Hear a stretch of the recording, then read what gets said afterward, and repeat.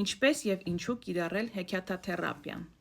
Արդյոք դուք կիրառում եք այն ձեր երեխաների հետ։ 3 եւ ավելի բարձր տարիքի երեխաների հետ կարելի է հեքիաթաթերապիան կիրառել ցանկացած իրավիճակում։ Եվ կարելի է ասել, որ մի շարք խնդիրներ կարող ենք նրա միջոցով հաղթահարել։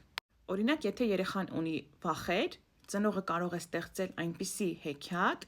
որը որ նրան կօգնի ավելի հեշտ հաղթահարել։ Նշեմ, որ հեքիաթը մեկ անգամ չեք կիրառում, այն կիրառում եք մի քանի անգամ, մինչև որ արդյունքը կլինի զգալի։ Երեխաները մանկահասակ տարիքում հեքիաթների հերոսներին կարծես թե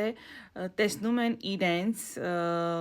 եւ մտածում են, որ նրանք նույնպես այդպիսին կլինեն։ Դրա համար հեքիաթը օգնում է երեխային հաղթահարել վախը։ Ծնողը ընտրում է այնպիսի սցենար, որ այդտեղ երեխայի վախը կոտրում է։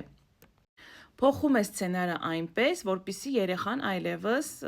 տվյալ հերոսը, այնտեղ այլևս չի վախենում եւ երեխան այդ կերպարը վերցնում է իրեն։ Ընկերներ, ես իմ միտքը արտահայտում եմ առանց տերմինոլոգիայի եւ ավելի մատչելի, որպեսզի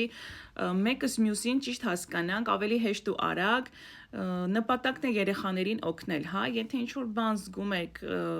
ոչ մասնագիտորեն է հնչում, մի մտածեք, թե ես չեմ կարողանում շարադրել իմ միտքը մասնագիտորեն, պարզապես այսպես եմ ներկայացնում, որ բոլորի համար լինի մատչելի։ Եթե կդժվարանաք հեքիաթաթերապիան կիրառել բալիկների հետ, ապա գրեք մեկնաբանության մեջ, թե ինչ տեսակ հեքիաթ եք դուք ցանկանում, ես ձեզ կօգնեմ ու միասին կստեղծենք հեքիաթ։